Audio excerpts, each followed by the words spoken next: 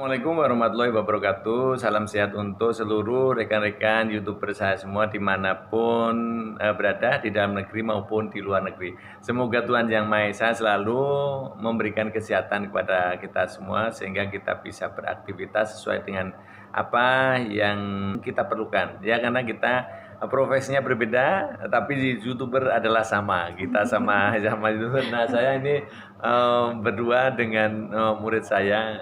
Memang murid yang akan masuk juga ini dalam kategori unggulan, dan ini sudah kelas 11, sebentar lagi mau di PKL kan di industri. Nah, jadi saya tanya-tanya, Naswa, namanya Naswa ini yang sering saja memang, karena memang ini anak mau dicetak ya, dicetak sebagai murid unggulan dan nanti di industri juga supaya siap selalu. Naswa, sudah mid semester ya? Sudah, Bapak.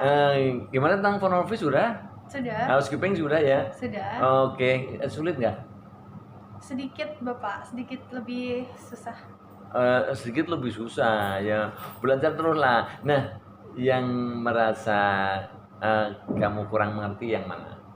Jadi aku tuh kurang ngerti tentang butler. Oh iya, sudah.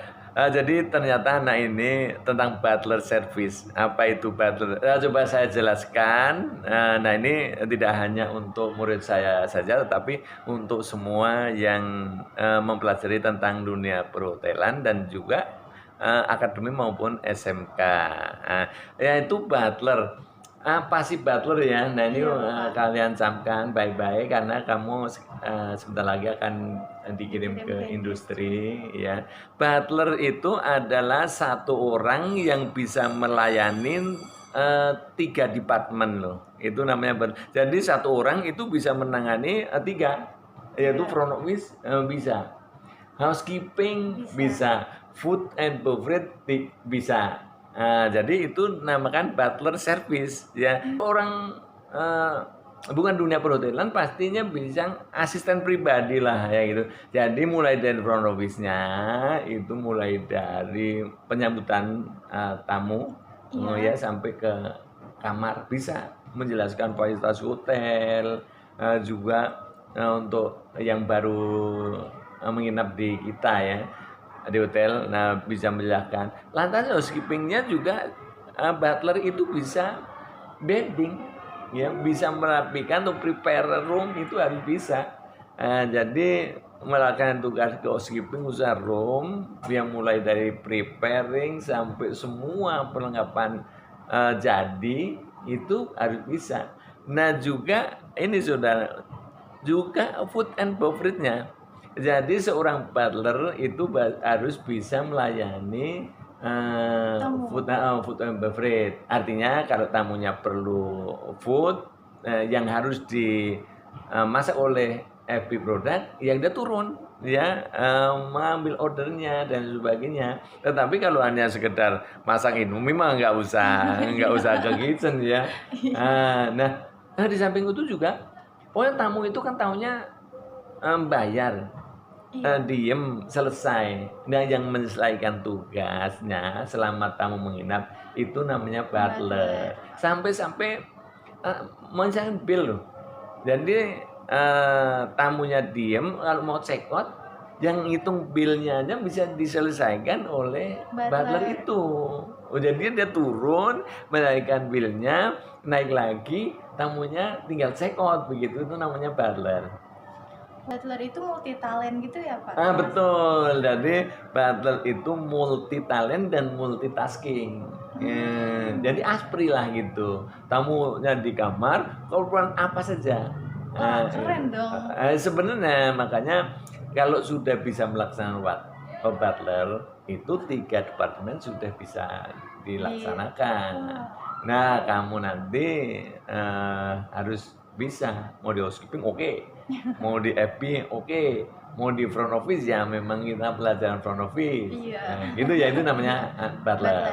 Nah, jadi butler jelas ya? Jelas. Ada yang belum jelas atau pertanyaan apa?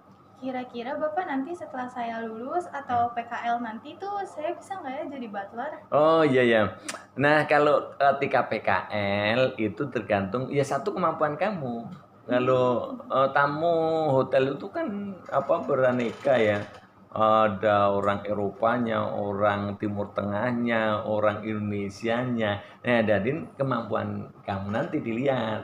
Nah, makanya sebelum berangkat PKL betul-betul kamu Harus harus persiapan yang matang. mempersiapkan yang matang ya. Karena ya tadi butler itu kan dibebanin dengan multitasking atau tugas yang beraneka tetapi bisa dilaksanakan gitu ya. Kan lagi oke. Pertanyaan kedua ini kalau setelah lulus sekolah ya langsung Bapak. bisa terima gitu ya. Nah kembali lagi bisa saja itu tergantung kemampuan. Nah karena Kemampuan skill masing-masing. kemampuan skill masing-masing karena ya tadi 3 departemen diselesaikan oleh 1 orang. Ada lagi? Nah, selain kegiatan dari yang Bapak sebutin tadi, ada beberapa kegiatan lainnya nggak, Pak? Oke. Nah, seorang butler itu kan memang profesi yang terpilih. Jadi, misalkan kan tamu VIP itu nggak selalu ada terus ya, Iya. atau tamu-tamu yang perlu asisten pribadi atau butler kan nggak selalu ada. Jadi, nah ketika hotel itu tidak ada tamu yang di VIP kan, nah itu ya seorang butler ya kembali ke departemen masing-masing. Ya rata-rata biasanya orang housekeeping itu karena memang yang pokoknya itu ada di room.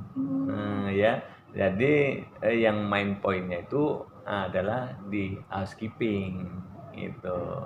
Oke? Nah, ada pertanyaan lain nggak? Ada, Bapak. Jadi kira-kira kalau seandainya saya nggak kuliah nanti, tapi saya bisa nggak ya jadi supervisor? Oh iya. Nah anak ini tanya gimana kalau nggak kuliah lulus SMK bisa nggak jadi supervisor? Nah sebenarnya bisa saja. Memang kategori supervisor setidaknya itu sekolah di sektor perhotelan. Nah, SMK itu bisa, cuman ya jenjangnya cukup lama ya karena harus menguasai seluruh area atau bidang yang digeluti tadi. Bisa aja cuman prosesnya lama lah gitu. Sehingga ya harapan saya misalnya kalau milih kuliah yang mempelajari itu secara maksimal gitu, secara maksimal sehingga bisa. Jadi kamu sendiri itu maunya di housekeeping atau di EP atau di front office? Nah, coba. Sebenarnya dari hati aku sih pengennya ke front office ya, Bapak. Cuman karena aku tuh masih ada kekurangan di bahasanya. Oh gitu. Iya. Tapi untuk sekarang dari pelajaran yang udah aku ambil, aku jadi berani untuk menghadapi tamu-tamu gitu. Nah, pokoknya intinya kalau mau di front office itu, karena front office itu kan gak ada depan. Iya. Jadi yang menghadapi tamu yang pertama kali. Yang pertama pokoknya di front office itu satu mental ya, yang kedua bisa membuat first impression saja. Membuat kesan yang pertama. Nah, itu yang pelajaran yang harus karena namanya front itu kan gak ada depan, yaitu harus menampakkan paling depan ya.